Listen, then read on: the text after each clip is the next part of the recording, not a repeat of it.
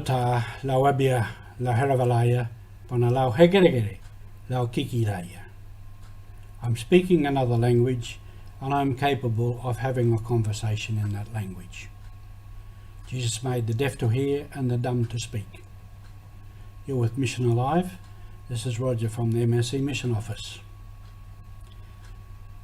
Jesus took the deaf mute man and cured him so he was able to speak and he was able to hear. When the missionaries went to foreign places, one of the first things they had to do was to learn the language so they could communicate with the people. Otherwise, they were deaf and dumb. And that is what missionaries did all over the world, the MSC missionaries, whether it was in Papua New Guinea, in the Pacific, in Asia, Southeast Asia, India, Africa, everywhere. The foreign missionaries went and they learned the language. And Bishop Alain de Beaumenu said to his priests, the sisters and the brothers, learn the language. The language of the people is the gateway to the culture.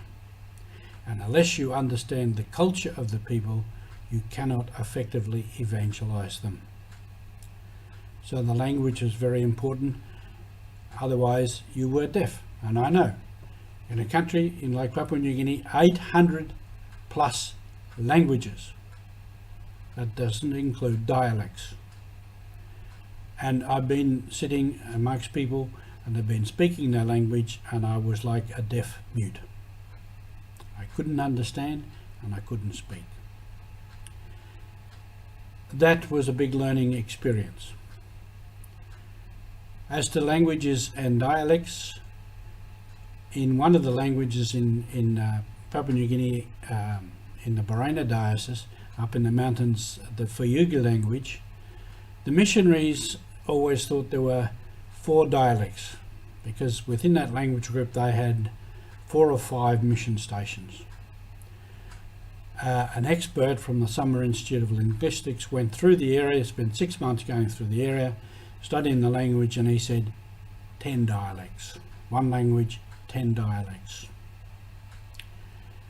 After the Second Vatican Council, when it was decided that the liturgy would go into the language of the people, one of the things many of the French priests took on was to translate the language, the readings of Sunday into the language of the people.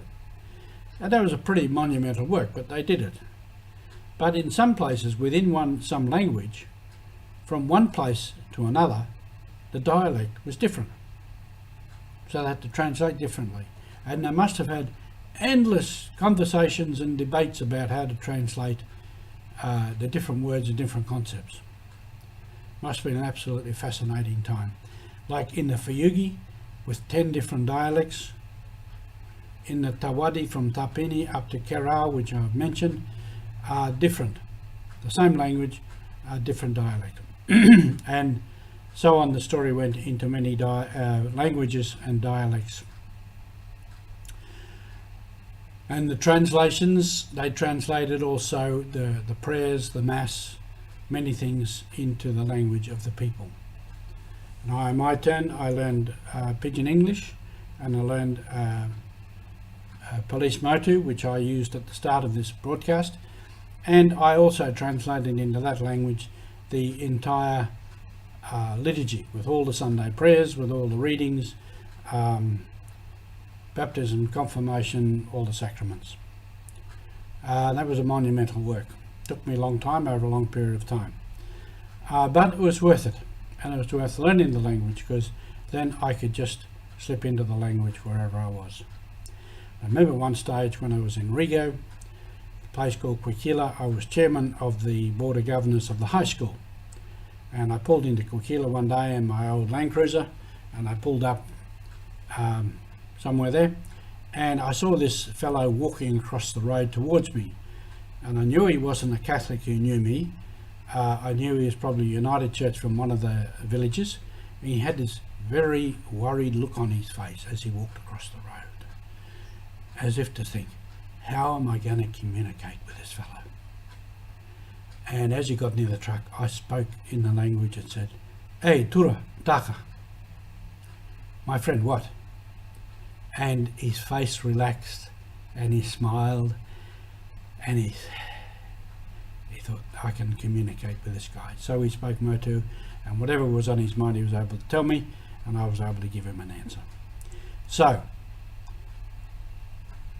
the missionary has to be not a deaf mute, but has to be able to hear and to speak. That is mission. Thank you for being with us.